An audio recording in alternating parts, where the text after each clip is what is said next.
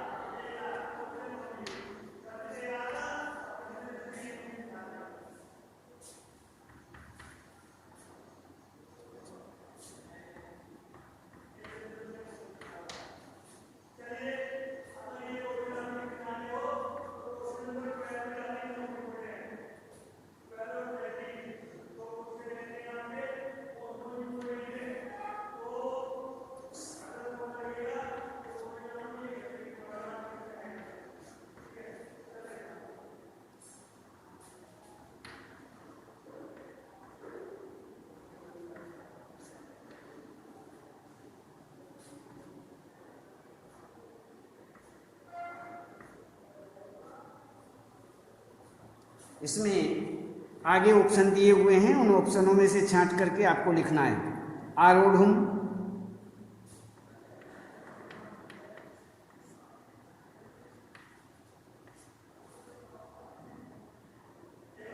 मत्वा,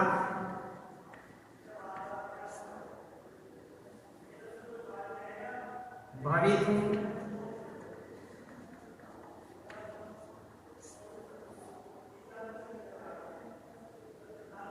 त्यक्त्वा,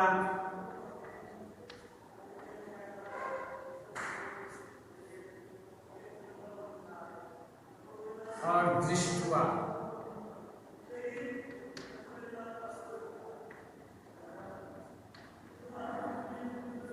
ये आपके बनते हैं जैसे आरूह तुमन, आरूह तुमन, आरूढ़ुम, आरूढ़ुम, मन, कत्वा, मत्वा, भू, भावतुमुन, भवितुम, त्यज, कत्वा,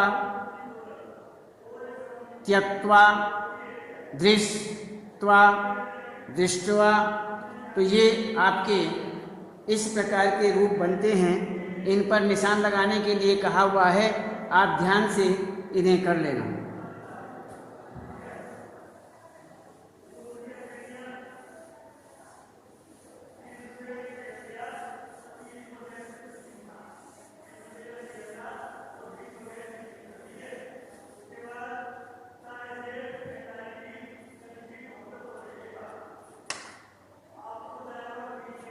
आगे से पूरा कर लेना और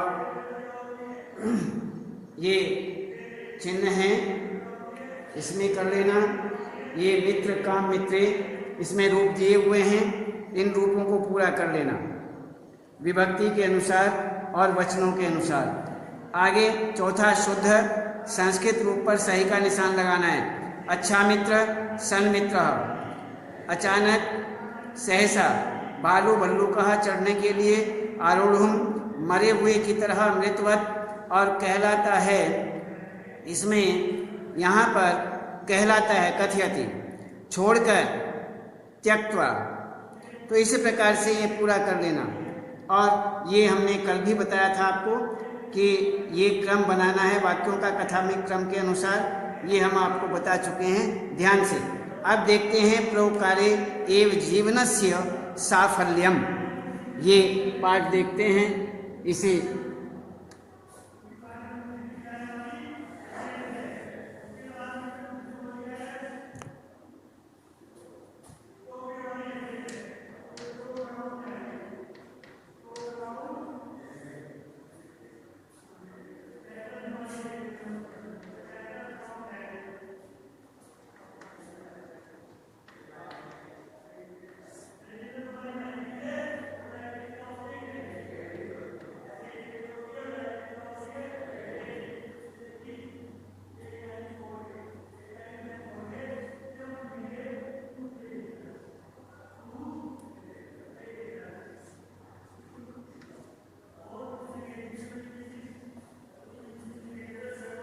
परोपकार में ही जीवन की सफलता है।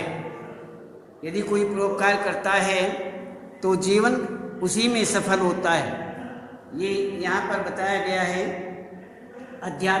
अध्यापिका और छात्राएं, अध्यापिका और छात्राएं, इस प्रकार से यहाँ पर अध्यापिका भो छात्राः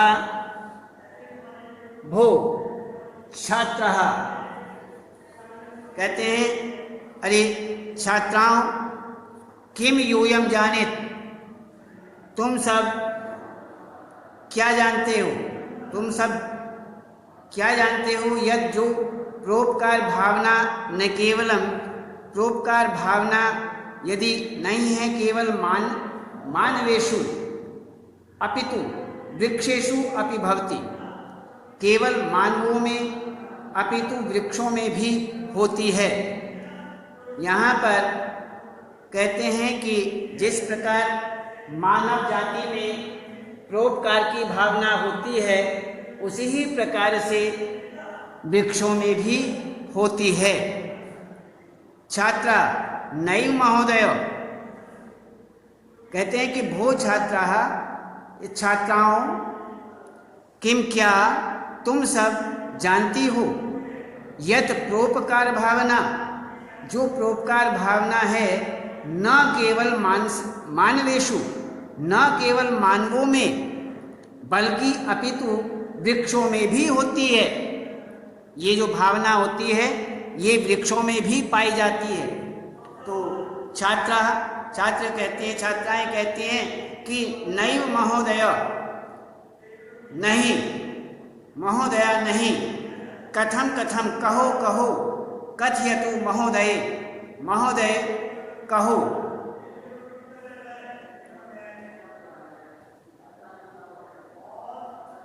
श्रावयामि एकां कथां, एक कथा ध्यानेन शृणुत, अर्थात मैं आपको एक कथा सुनाती हूँ, मैं आपको एक कथा सुनाती हूँ, ध्यान से सुनो।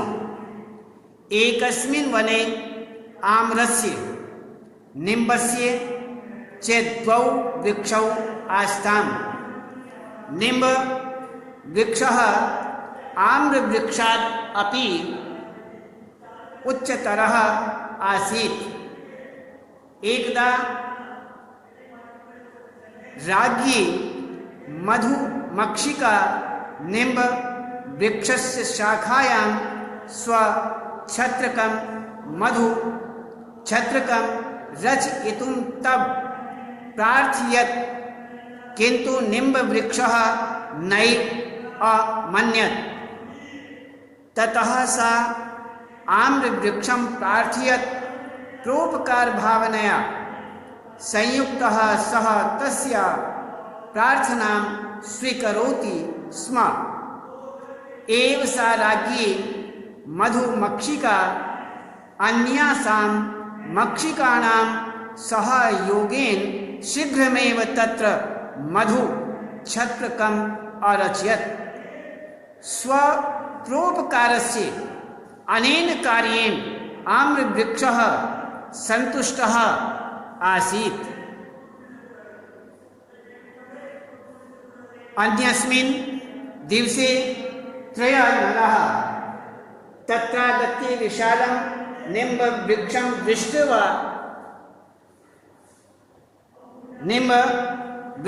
दृष्ट्वा तं छेत्तुम् अचिन्तयन्। निम्बवृक्षः भयभीतः अभवत्। सः राज्ञी मधुमक्षिकाम् आम्रवृक्षं न सहायतायै प्रार्थयत्, किन्तु आम्रवृक्षः मधुमक्षिकः वा तस्य सहायतायै तत्परा नासन्। अग्रिमे दिवसे यदा ते नरः तं वृक्षं छेत्तुम् आगच्छन्, तदैव आम्रवृक्षस्य वचनेन राज्ञी मधुमक्षिका अन्या मक्षिका च नीचैः आगत्य तान् जनान् कष्टं प्रदातुम् आरभन्ते स्म। भयाक्रान्ता ते नरः शीघ्रमेव तं वृक्षं त्यक्त्वा तस्मात् स्थानात् अधावन्। राज्ञी मधुमक्षिका ततः निम्बवृक्षम् अवदत्, भो मानिन् वृक्ष, आम्रवृक्षः तु निसन्देहं धन्य, यस्य वचनेन वयं तव जीवनरक्षाम् अकुर्म। सत्यमेव कथितम्, अन्येषां रक्षणं अस्माकं परमं कर्तव्यम्। यत् परोपकारेण एव जीवनस्य साफल्यं सर्वः छात्राः वयं प्रतिज्ञां कुर्मः यत् वयम् अपि अन्येषां रक्षणं साहाय्यं च करिष्यामः। इस प्रकार से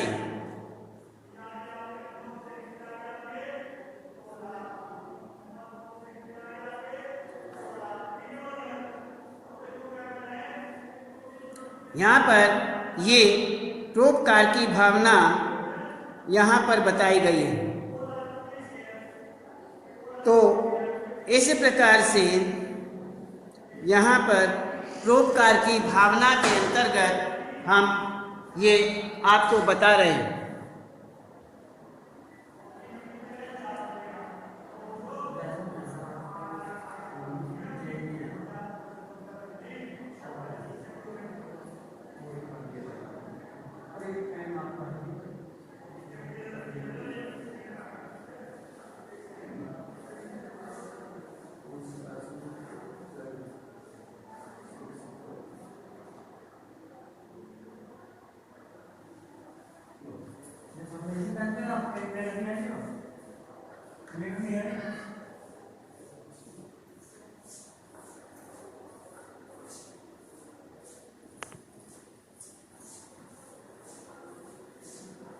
तो इसमें ये परोपकारे एव जीवनस्य साफल्यम, परोपकार के विषय में यहाँ पर विशेष रूप से बताया गया है कि इसमें परोपकार, केवल परोपकार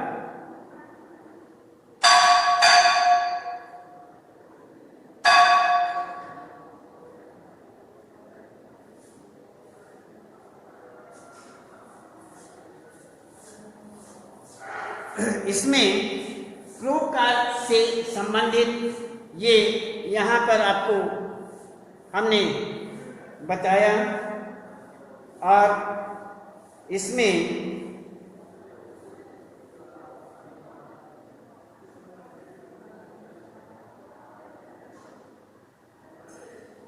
कि परोपकारे एव जीवनस्य साफल्यम, कि अध्यापिका जो हैं वो भू छात्रा आज केवल इतना ही और कल बताएंगे।